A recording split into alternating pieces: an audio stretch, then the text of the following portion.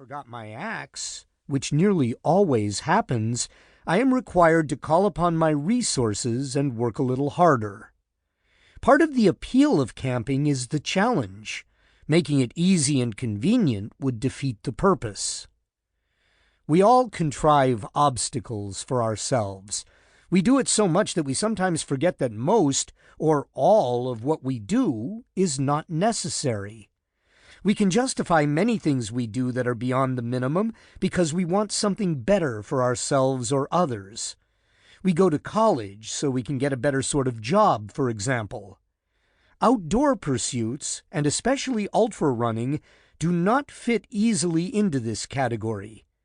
We go camping, hiking, climbing, running, kayaking, and skiing, even though they don't benefit us in tangible ways.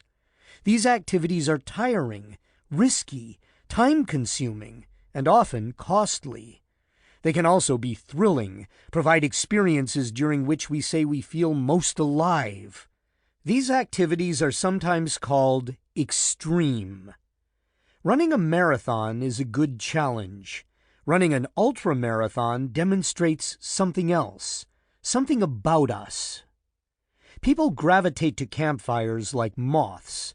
The flames mesmerize us, dancing in tune with images from our mind's eye. Of course they do. Domesticating fire was likely a pivotal move for early humans and a vital tool for countless generations of our ancestors.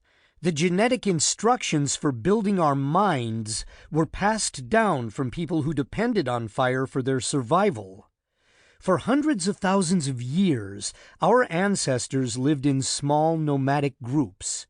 Hunting or gathering during the day, they likely assembled at night around temporary shelters and, of course, fires.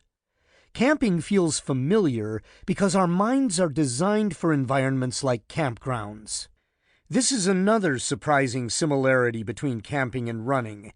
It fits with our inherited dispositions. The more we learn about early humans, the more apparent it becomes that they were good at walking and running.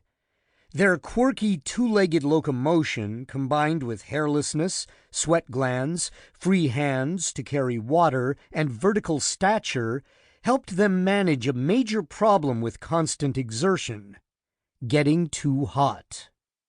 Although the running habits of early humans did not preserve well in the archaeological record, we see the vestiges of our running heritage in several ancient cultures.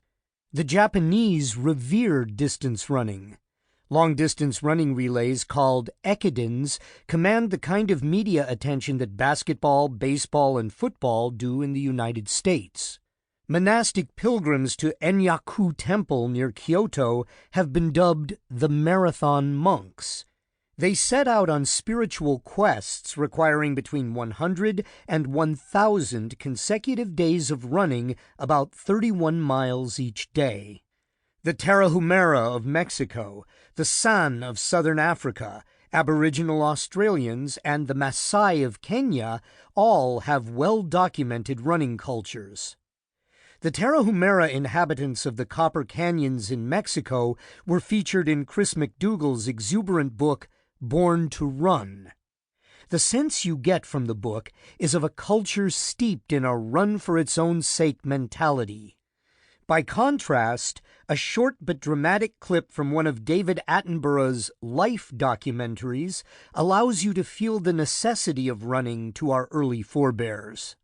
The clip shows 3 San tribesmen of the Kalahari Desert chasing a kudu on foot, a hunt that lasts 8 hours. The search term persistence hunt will turn up that video in many places. The same search will also turn up the hypothesis that early humans likely depended on just such hunting techniques for the tens of thousands of years that elapsed between the onset of meat-eating among our ancestors and the invention of tools. One danger of identifying people who routinely run long distances is that we will first notice the differences between them and us. They are smaller or longer, or darker, or more ancient than us. Indeed, genetic studies of the Sans suggest they represent one of the most ancient African populations.